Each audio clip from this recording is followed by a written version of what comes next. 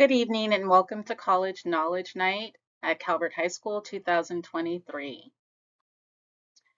I want to go ahead and introduce the school counselors and our counseling team. We have Dr. Perry, and she is a counselor for students with last names A through E. Mrs. O'Neill, who is a new face in guidance, she will be the counselor for students last names F through J. Mrs. Ponte, K through Q, and myself, Miss Gray, who's another new face in guidance, and my last names are R through Z. Today we'll be talking to you a little bit about the college application process and the overview, and our counselors will be doing that, our counseling team. And then we'll also have representatives from St. Mary's College of Maryland and Towson University come and give you some information about those schools. What should I consider when choosing a college? Those students are always wanting to know, where do I start? How do I choose a college? And we know that this process can be daunting for them. So we come up with about 5 different things that we think would be helpful for students in choosing a college. The first thing is location. So does the student want to live in another state? Do they want to stay here or close to home? So those are things that can kind of narrow down their college choosing process. The next thing is their major. So there are some students who know what they want to do right away. So begin looking at those majors, those schools with a good program. Say, for instance, your student wants to be a pharmacist. So they're looking at schools with good pharmacy programs. So that's another way to narrow down um, when choosing a college. And then the other thing is size. Some students can be intimidated by a large university and prefer a smaller, more intimate college. So that would be very important. And usually that comes with visiting the school and just getting a feel and see if the school is a right fit for them. Next is the cost, of course. You want to see what's most cost effective for your family and what your financial goals are. And then finally, the acceptance possibility. So students need to look at that GPA requirement or the testing scores that admission that will allow them to be admitted to the school. So those are 5 things that we feel will be very helpful when choosing a college. Where should a student start with their research in terms of trying to find a university that fits them? There's so many different websites that are out there, but we have narrowed it down to about 3 that we think is helpful and that will give you the good information that many of the other internet sites give you. So the first one is collegeconfidential.com. And basically, this is a website that gives you an idea of the culture of the school. So that means the setting, how many students attend, the demographics, what clubs they offer. So it's a really good tool to find out the personality or the culture of the school. The second website that we recommend is collegeboard.com, and many of our students have College Board, and it's a really good website to college match, to look for scholarships, as well as get tests, your PSAT and SAT test through there, and be able to send them to different universities. You can also find out dates that the SATs and various tests are being offered. So it's a really good tool, and I would suggest a student go in and just kind of take a look around at that site. Following that is the Common App. And this is a really good tool for our students who want to apply to multiple universities. It's basically one application that the student fills out through Common App, and they're able to apply to very many different colleges using that one app. So it's kind of like a one-stop shop deal. So we really like the Common App. And we also, as counselors, we can send their transcripts and letters of recommendation. So it's a really good, helpful tool for those universities who use the Common App. Now, there's some private universities that do not use the Common App and they would like you to apply to the institution separately. But for the most part, Common App is really good for schools who use the Common App platform. College visits and fairs at Calvert High School will be listed in the student's calendar in Schoology. We have several different colleges that will be visiting us. It'll be during CAVS time on Fridays, and students can apply. I'm sorry, can sign up for it with Miss O'Neill, and they also can sign up through Schoology. So just make sure you keep an eye out for that. I think the next university will be Salisbury University. So we have a lot of great opportunities here.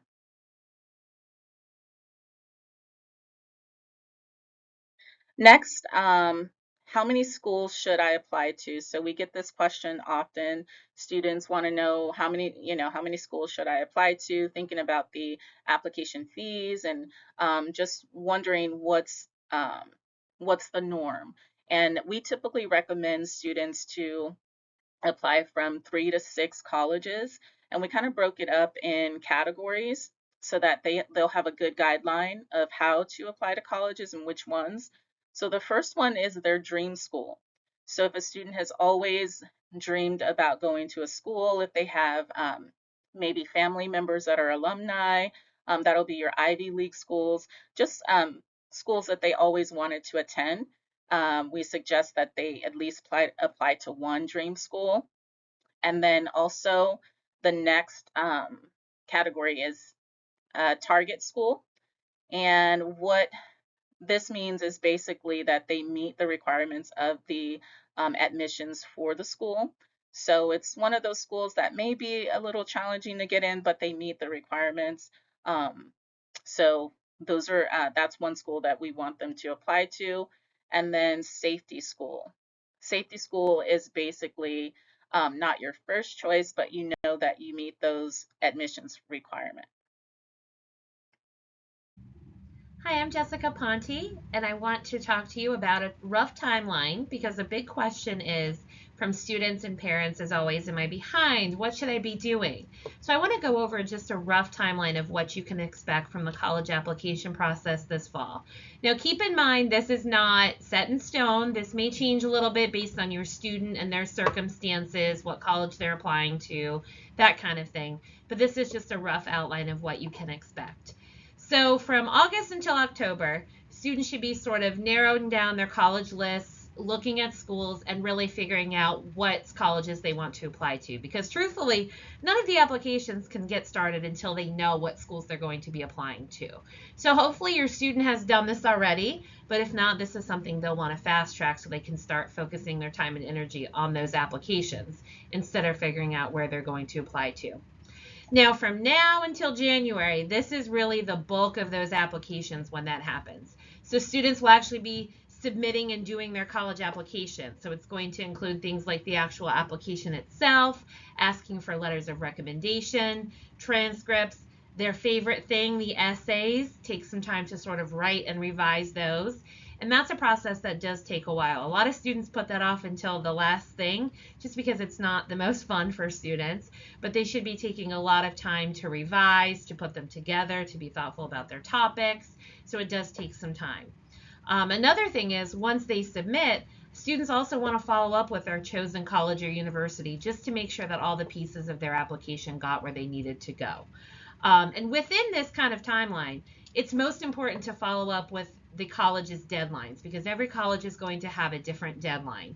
And that could be based on their decision plan as well, whether they're applying early action, early decision, regular decision, priority deadline, that kind of thing. So it's important for students to get organized based on when their college deadline is and work on the soonest one first. That's what I recommend. After students submit their college applications, kind of from December until March, this is sort of the time when they focus on financial aid and paying for college.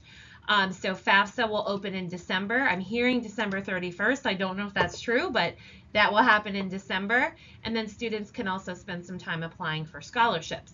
So that could be directly from their college or university, or that could be some private scholarships, which Dr. Perry will talk about later on in the presentation today. And then to sort of wrap up the year when it comes to the college application process, from April to June, this is kind of the sweet spot. This is where students are narrowing it down, making their final decisions on where they're going to be going. Typically, students have to decide where they're going and pay a deposit by May 1st. So that's a deadline you can keep in mind. And I always tell my students, you should not commit to go to a campus, to go to a college until you've actually gone in person and seen the campus. You wouldn't buy a wedding dress without first trying it on. So we want to do the same thing for colleges. You want to make sure that you're actually taking a visit and seeing what the campus is like in person. That's a really important thing before your student makes their final decision.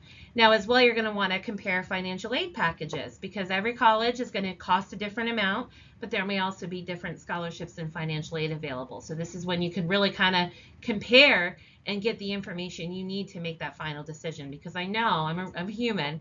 I know that, paying for school is often a big decision, or a big part of the decision on, where your student chooses to attend school. The next thing I want to talk about is some application components, so some pieces of the application that you might see in your journey along the way to do college applications with your student. So the biggest and most important part is just the basic application. It's basically the first step in the application process. So this includes like basic demographic information, name, address, email, the high school your student went to, the date they'll graduate, information about their family, as a parent, your educational levels, information about honors and awards, which we don't actually keep a list of that in the counseling office. So your student will have to kind of think back and make a list. Also information about activities they've been involved in, just some kind of factual information that kind of encompasses who they are as an applicant. So that can be seen in the application portion. Something else that you'll probably need is a recommendation letter. So this is a letter from an adult that knows the student, whether it be a teacher, a counselor, a coach, an employer, anybody like that, that can say good things about the student and, sort of persuade the college or university as to why they should accept this particular student. So this, and sometimes colleges will leave it open-ended. They'll tell students you can optionally submit up to 2, or you maybe are required to submit 2 letters of recommendation. Sometimes, like in the case of University of Maryland, they will tell the student exactly they need 2 letters. One has to come from a counselor and one has to come from a teacher. So it's also important to do some research to see what a college or university is requiring when it comes to recommendation letters. Because alternatively, sometimes colleges don't require any letters of recommendation, nor do they accept any. So it's important to do that research to figure out what's expected. Another thing that will be required is a copy of the student's transcript. And basically what the transcript is it's a document that lists every single high school class that they've ever taken for credit. So that can include things in middle school like Spanish, French, foreign language, algebra, or intro to engineering, things like that. But basically it lists their final grade from every class that they've ever taken in high school. Now with the transcript, sometimes students will also be required to complete something called a self-reported transcript, an SRAR, a self-reported academic record. And honestly, this is just sort of a pain. But basically what the student will have to do is take their transcript and enter it class by class. And this has a lot to do with a college wanting it in a specific format. So sometimes that comes after a student submits their application. So just keep your eyes out for that as well.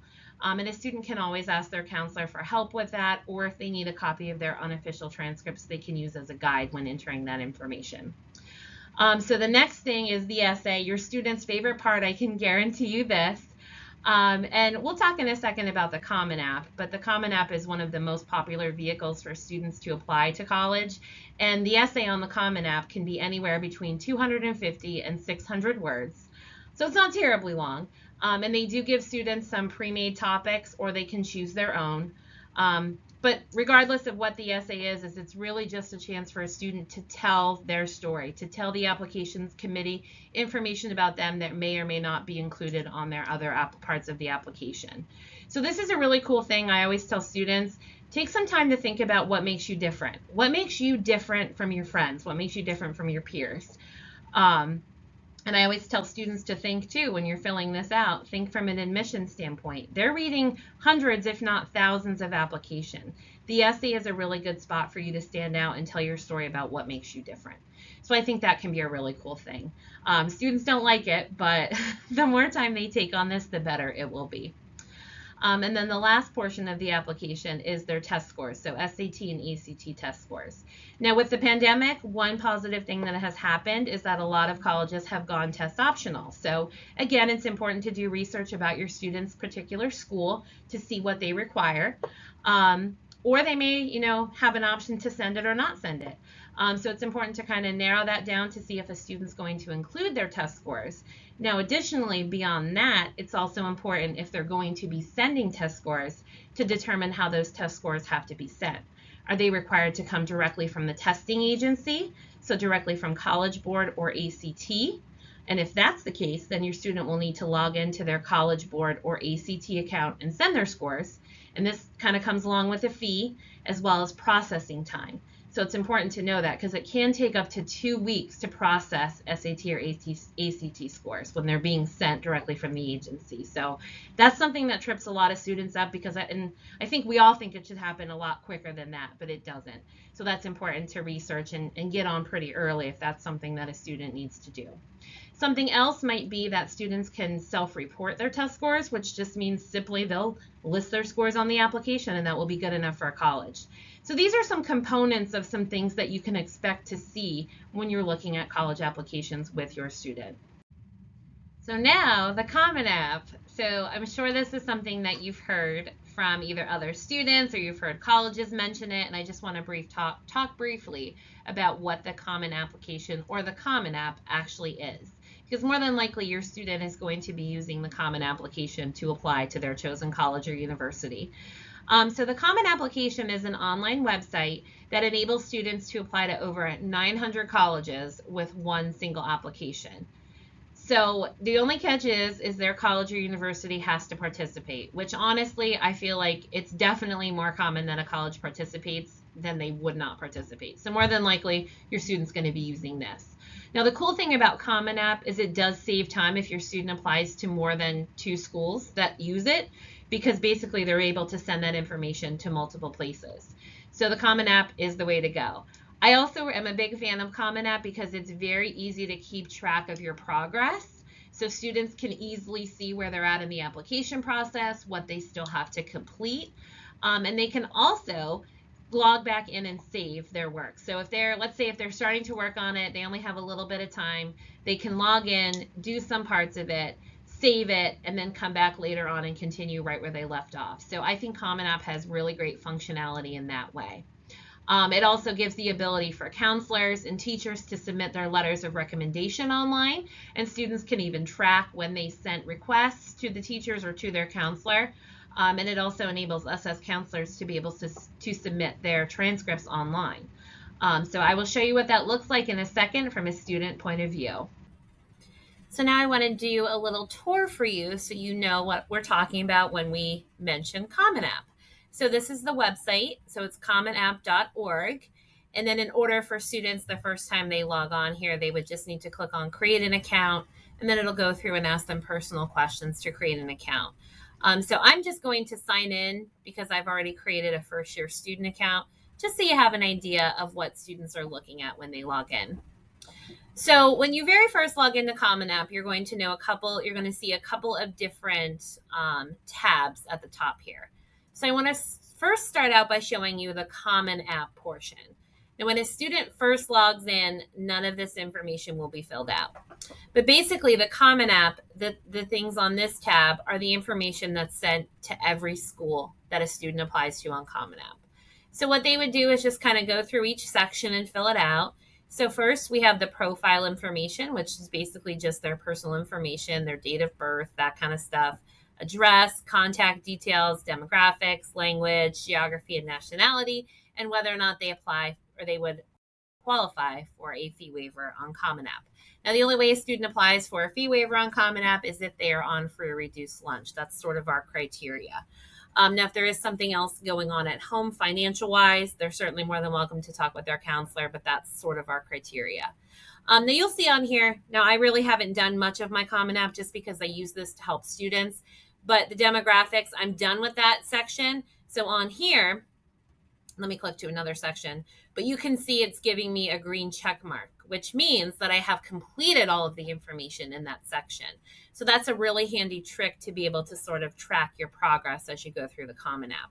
And the same things would happen on these section here. If I was completed, it would have, if I was done with the section, it would have a green check mark. So just so you can kind of get an idea of what students are looking at. So that's the profile section. The next section is family, which it asks for information about the student's parents and siblings, who they live with.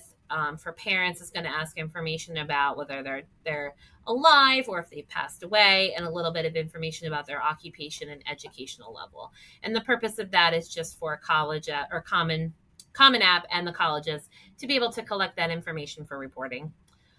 So it won't have any impact on your student's application. The next section is education. This is where they would go through and list any high schools they've been to, their dates that they attended school, whether or not they'll graduate. There's also a section on here for other secondary high schools. So if your student transferred into Calvert High from another school, say if they transferred in from Chapsicon or anywhere else, they would just include that as an other high school that they attended. Colleges and universities, this section is mostly going to come into play if your student ever did dual enrollment, whether they took classes at Calvert High and got CSM credit, or if they actually went to a CSM, they would want to include CSM on there as well. And they can just check off that it was dual enrollment and then there was credit awarded by the college. Now, if they took classes over the summer, they can check that as well. And then it'll just ask for information about the dates they attended. It's going to ask information about grades. This has to do with their class rank and GPA. We can give them that information if your student needs it. They can reach out to us and we can verify. But just so that we're all on the same page, our rank is exact because we give students their exact place in their class. And then our rank and GPA are weighted just because we give students that GPA boost for being in an AP course in the county. So just know that as well. There's a space on here where they'll enter their senior year courses. They'll just go through and enter them one by one. Then the next section on here is information about any honors or awards that they've received. They have the space to enter 5. So my take is to always enter the 5 most significant. And, they should be things from high school, unless it was something super noteworthy, like maybe your student got their Eagle Scout when they were in 8th grade. So even though that's in middle school, that's a super noteworthy event. So I would include that. But other than that, it should be things that have happened in grades 9 through 12. So there's space to do 5 of those. And then community-based organizations, this is if a student has had any help with a community-based organization in completing their application.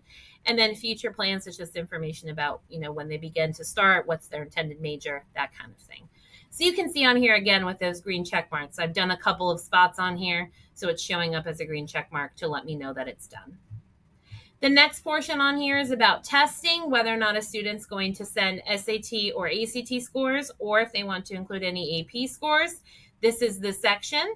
So they would just indicate which test scores, and then whatever you indicated up here would come up as a section down here. And then you're just going to go through and enter the number of SAT scores and the dates, that kind of thing, if a student was going to choose to send their application or send their SAT or ACT scores as part of their application.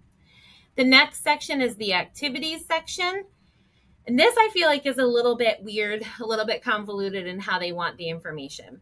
But basically, students have space to enter up to 10 activities that they've been involved in. So this would be like any kind of sports, clubs, outside of school activities, that kind of thing.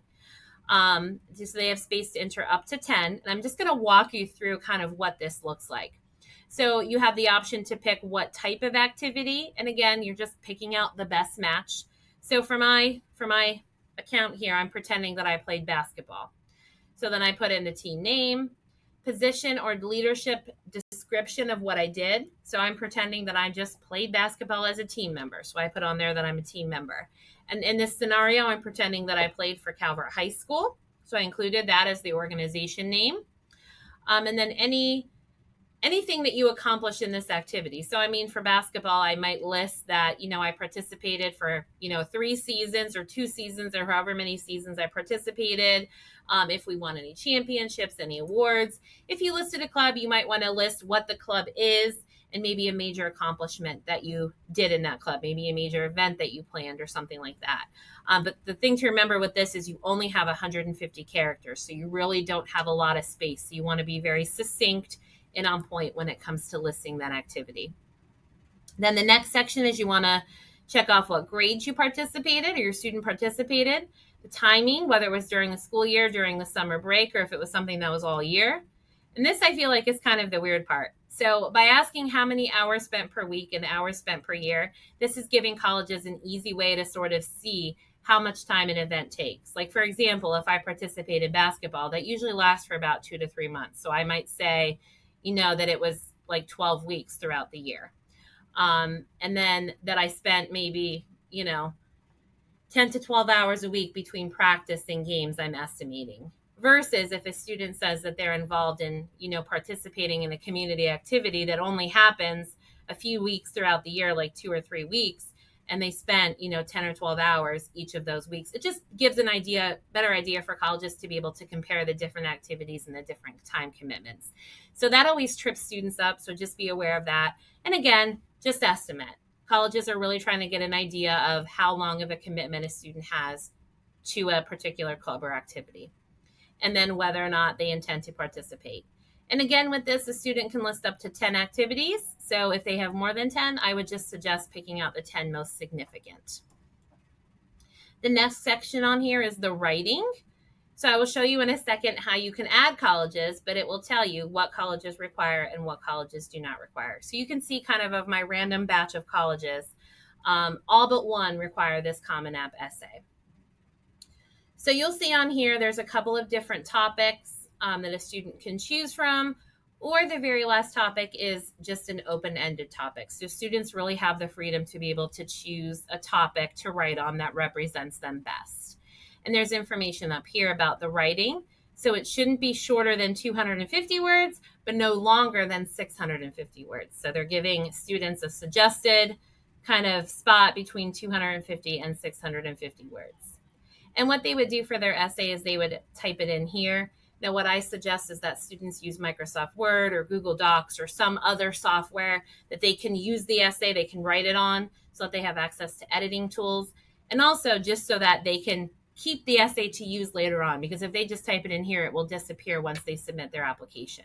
And if they've written one good, strong essay, I feel like they can probably use that for multiple things like scholarships and things like that. So it's important for a student, I feel like, to write it on another website or application, I guess I should say, so that they have access to it later on.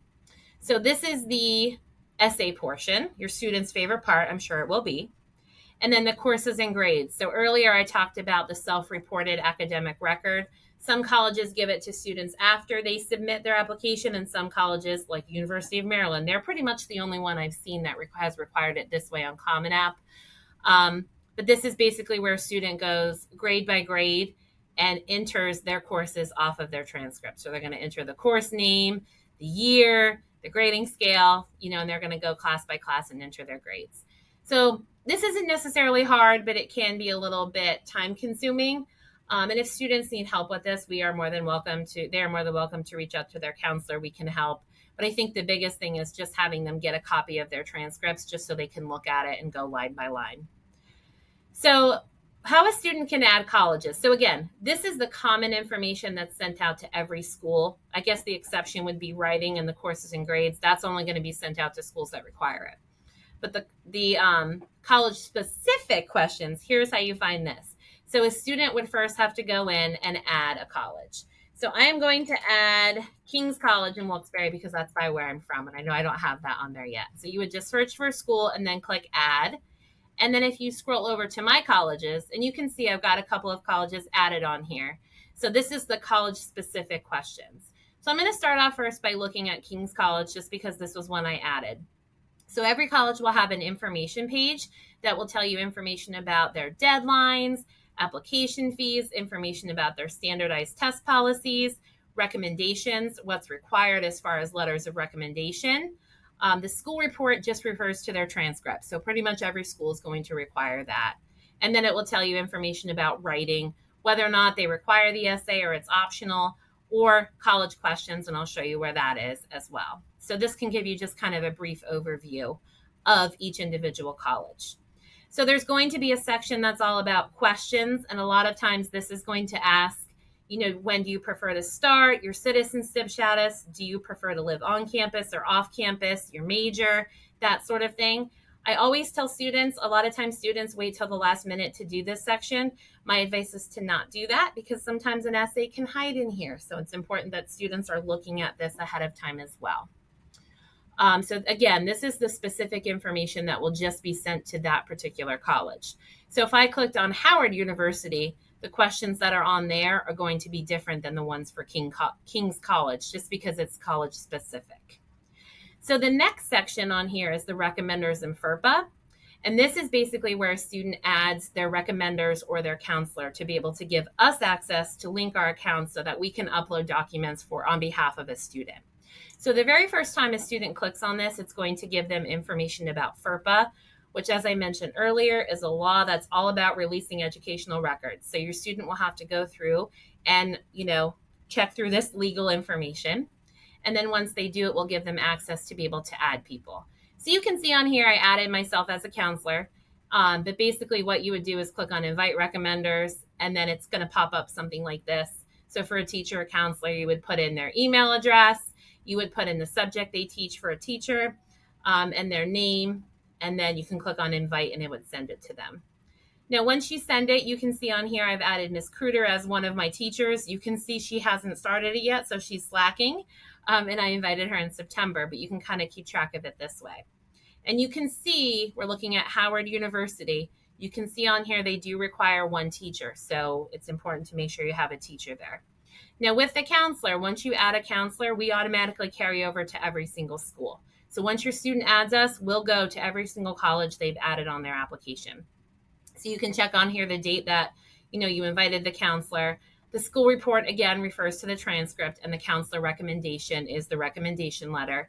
And then the optional reports are if a student happens to change their schedule for any reason. The mid-year report is mid-year grades. Some colleges want to see how a student is performing academically as a senior, and this would be where we would include that information. And then the final report is their final transcript, and that typically only gets sent to the school that a student's going to be attending, the college that they're going to be attending. So if I click over from Howard University and I click over to King's College, and again, I'm clicking on that recommenders and FERPA section, you can see again that I'm there as my counselor. And then the teachers, I sort of have a bank. So King's College doesn't require any recommendations from a teacher, but I can optionally send up to one. So what you would have to do, your student would have to do is go through and assign each teacher who they wanted to use. Because what will happen is if they invite more than one, they'll sort of have a bank so they can pick and choose. Maybe they want to send Miss Kruder to King's College, but to Howard, they want to send someone else. So it gives them that flexibility to be able to pick out different letters of recommendation. And then down here, it has another spot for students to be able to add basically someone who is not a counselor or teacher so that they have access to be able to include a recommendation letter and an advisor. We don't typically do this. If a student has questions, they can just pull it up in my office. And then the very last part of Common App is up here, which is where a student would review and submit their Common App. So again, each college would be submitted individually. And of course, it won't let me submit my application as of yet because I'm not done. You can see I still have a lot of work to do on my part. But once I was ready and once everything was complete, it would allow me to submit through this and then pay any application fee if needed. So this is the goal. This is what your student is working for. And this is how they would submit their application. So you can see Common App is a really great tool for students to be able to really kind of keep track of their applications.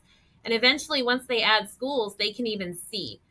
So I can see, like you see, I can add, or I have added St. Mary's College of Maryland. So when I log into my dashboard, it's going to tell me that there's 30 days until this November 1st deadline. So it really helps students kind of keep on track, um, and see where their status is. So I really like Common App because I feel like it really keeps students on track with things, and it gives them an easy way to be able to view their progress. I also like the ability to check on those recommendations and transcripts to see that everything is there. So again, if your student has any questions about Common App, they're more than welcome to meet with their counselor. We can sit down with them one-on-one. They can pull up their Common App. We can answer any questions they have. I've even told students, because I know a lot of times they're working on stuff late at night, just screenshot. If you don't know something, take a screenshot and send it to me, because we're pretty familiar with this process. So if students do have any questions, they can reach out to us, and we can definitely be here to help with any questions they have. One thing that a student most certainly is going to need sometime in their senior year is a copy of their transcript. So now I want to talk about the process of how a student requests their transcript to be sent to a college, a university, a scholarship organization, military recruiter, anything like that. So basically, the transcripts are handled through the counseling office. So your student is going to request their transcript through their counselor. And how we request that, or how student requests that a transcript is sent, is by completing a transcript request form. So this is a PDF document that students will fill out, and I will show you what that looks like in a second. But basically what students do is they complete this form and share it with their counselor, and that gives us permission to be able to send their document. There's a law called FERPA that basically has to do with a student's records, educational records, and who can get them. So it's important that we have a transcript request on file for every single time that we release or send a transcript to a college or university. So it can be a little bit of a pain, which is why Common App is really great, because if they're applying to even 1,000 schools on Common App, we only have to release their transcript once to Common App, and then it gets disseminated from there. So even if a student was applying to 1,000 colleges, they would only have to fill out one form for Common App if every one of their colleges was on Common App. Now, if they're applying directly to colleges, let's say they're applying to 5 colleges, not using Common App, they're applying directly to the colleges, they will need to submit 5 transcript request forms, because we'll be sending their transcript 5 times. So it can be a little convoluted. Best case scenario, I say that students should just follow up with their counselor in a timely manner, not the day of their deadline, but before, so that we can help them make sure that we have everything that they need. It's also students' responsibility to kind of see how a transcript has to be sent. So if a student, if they're applying to, let's say, Bowie State, if their transcript has to be emailed or uploaded, if they're not using Common App, how do we get it there? Is there a portal that we should use? Are we mailing it? Are we faxing it? Faxing and mailing are not super common anymore, but sometimes it still happens. And we rely on the student to do that research. So on the transcript request form, they'll tell us how we should send their transcript. So next, I'm going to go over that transcript request form so you can see what I'm talking about. So now I'm going to show you our lovely transcript request form. So this is a fillable PDF document, and what that means is a student can type in any of those sections that are highlighted in that light blue color, and they can type in and then save it. So a lot of students will not save the form, but it's really important that they save this PDF form and then email it or print it out to give to their counselor. So just to go over what this form looks like, at the very top, starting up there, a student will include their name and their student ID number or their lunch number at Calvert High. Then they're going to include the transcript recipient, which is the name of the place where the transcript is going. So that could be Common App, that could be an individual college, that could be the name of a scholarship coordinator, whatever, who's ever going to be getting the transcript. Then the deadline date. So this is not the student's deadline date. This is the application deadline date. And this helps us as counselors to be able to prioritize and make sure that students are getting their transcripts in a timely manner by their deadline. Now with this, we do say to allow at least 10 school days for their transcript request to be processed. And the reason behind this is just because we're balancing a lot of things as school counselors. So that's not to say if a student came to me, in the morning and said, hey, I need this by the afternoon. It's not to say that I couldn't do that, but time is always better because, if we have other crises going on at school or if we're out sick, it's just important to give us as much time as possible. So encourage your students to submit things early. I have never been upset with a student who submitted transcript or recommendation requests ahead of time. So that's definitely not a bad thing. Then the next part on the form is signatures. So your student would type in their signature, and as a parent, you can type in your signature as well. We would need both of those pieces on the form. Then the next section is if a student needs something additional to be sent with their transcript. This isn't as popular as it used to be, but sometimes, colleges may have a form that needs to be filled out, or this is a way a student can let us know if they need us to send a copy of their recommendation letter with their transcript. Or, if they're looking at a scholarship, there may be a rating form that we have to fill out or information about the school, that kind of thing. So if there is something extra, we would also rely on the student to give us that information so that we can send it along with the transcript. And then the bottom section there, this is where a student is going to tell us how the transcript needs to be sent. So does the transcript have to be mailed? And if it has to be mailed, we'll prepare it and put it in a sealed envelope, and then we'll give it back to the student. It would be the student's responsibility to mail it to where it needs to go. So again, with this, time is going to be of the essence, and allowing that processing time and then allowing time for it to be mailed and get to its destination by the deadline. The next section is if the transcript will be submitted online. So we talked about Common App. So this is where a student would just check in their radio button that it was going to be submitted online, and then they would let us know which portal that it was going to be used on, whether it was Common App, Standout College Admissions, SendEDU or Parchment, or the Common Black College application. The next option is emailed, and this you would just need to check with the college to see how they prefer. Now we can send copies of transcripts directly to students, but this is where it gets a little bit tricky because that's then considered an unofficial copy, which many colleges do not like. They typically will consider a transcript official when it comes directly from a school employee or school official. So this is why we have to send the transcript instead of giving it to the student. So we can definitely give one to your student, but just know that a college may not accept that. So if it needs to be emailed, the student would just need to list the person's name as well as their email address that we would send it to. And then the last one is that the student would just pick up a copy. So very similar to it being mailed, we would just give them a copy in a sealed envelope, and they can include that either with, documentation they're mailing or maybe dropping off in person, or with more scholarship applications that kind of come later on in the year. But this is the form that students use to request their transcript. And it's very important that they give this to us in a timely manner so that we have enough time to prepare their document to get where it needs to go.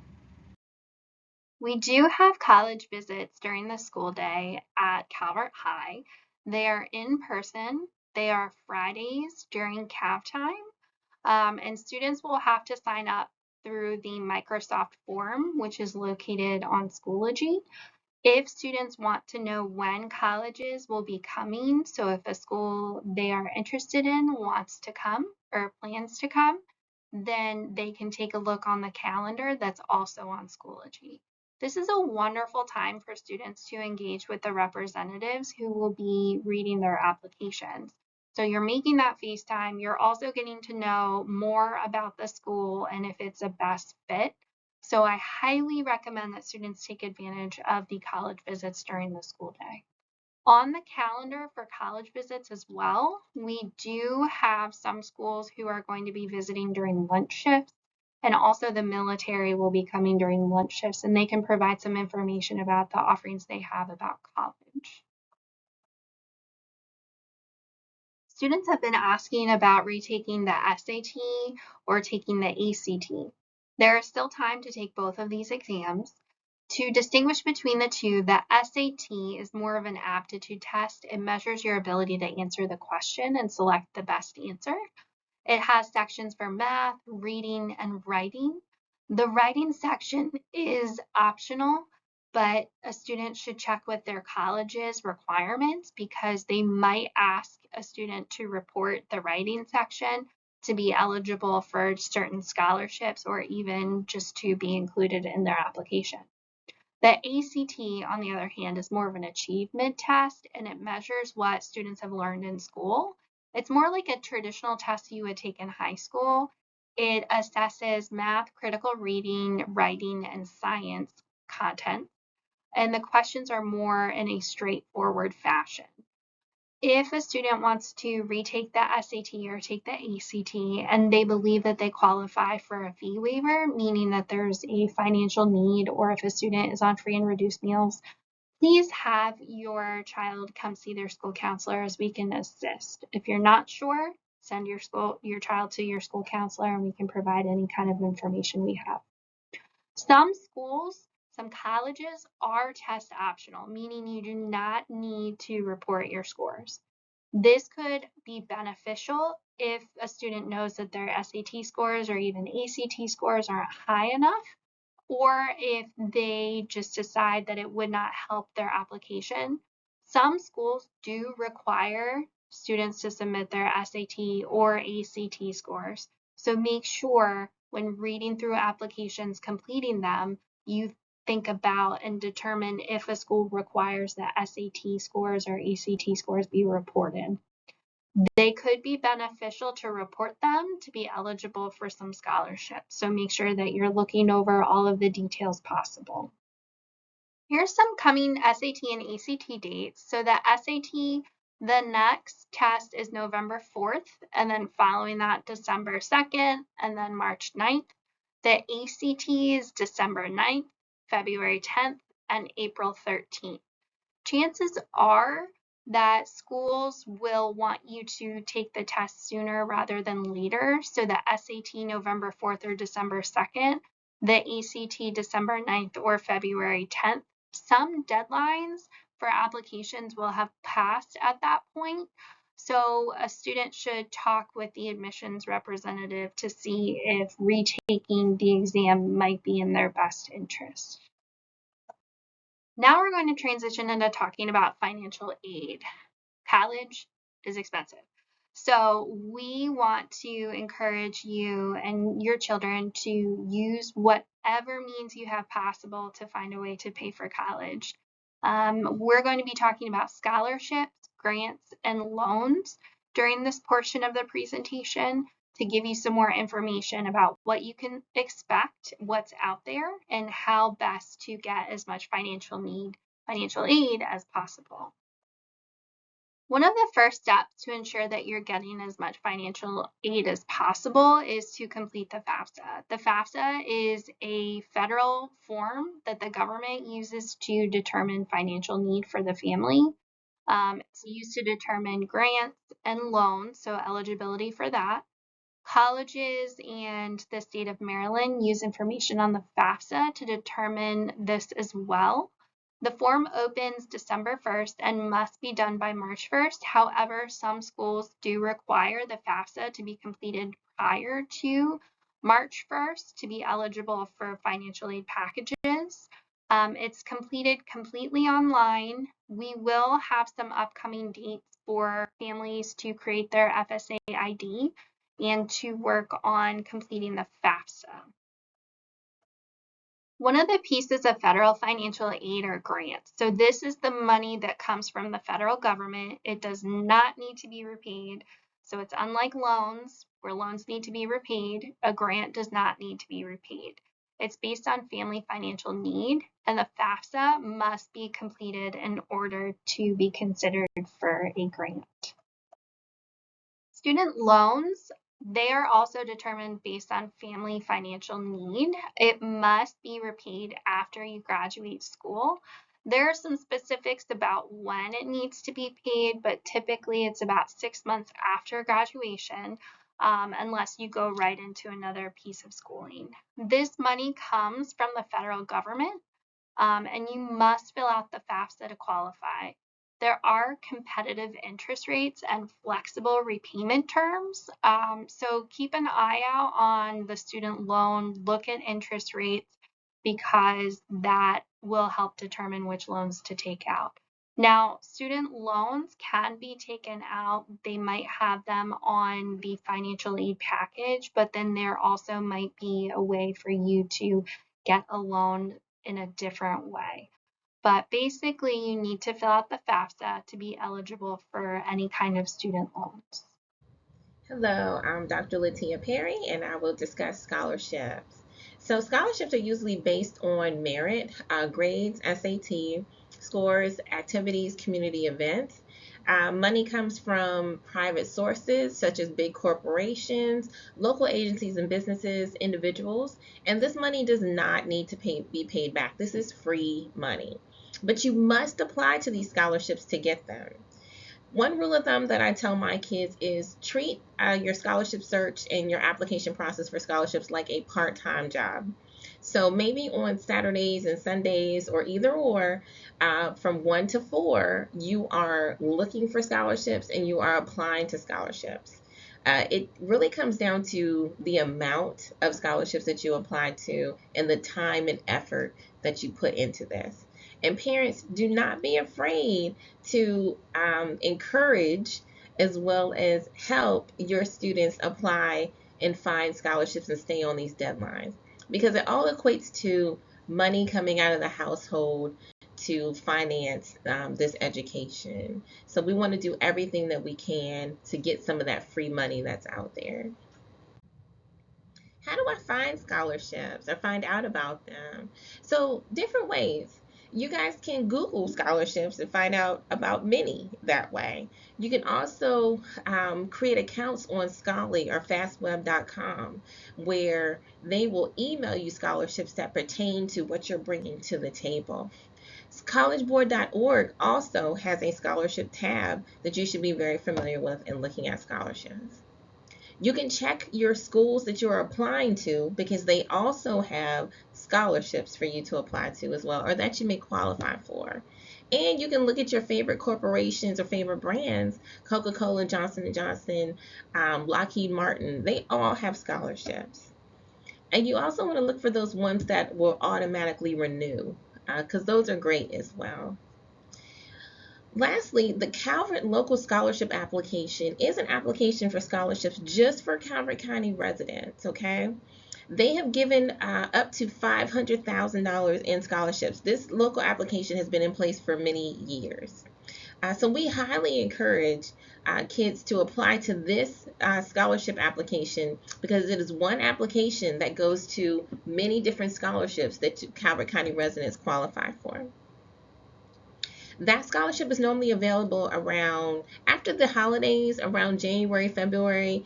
There should be something coming out to your students' email about the Calvert Local Scholarship application. So this is not one to be missed. Scholarships at Calvert High School. So we do receive information about scholarships. What we receive is only a fraction of what is out there in the under the umbrella of scholarship searching.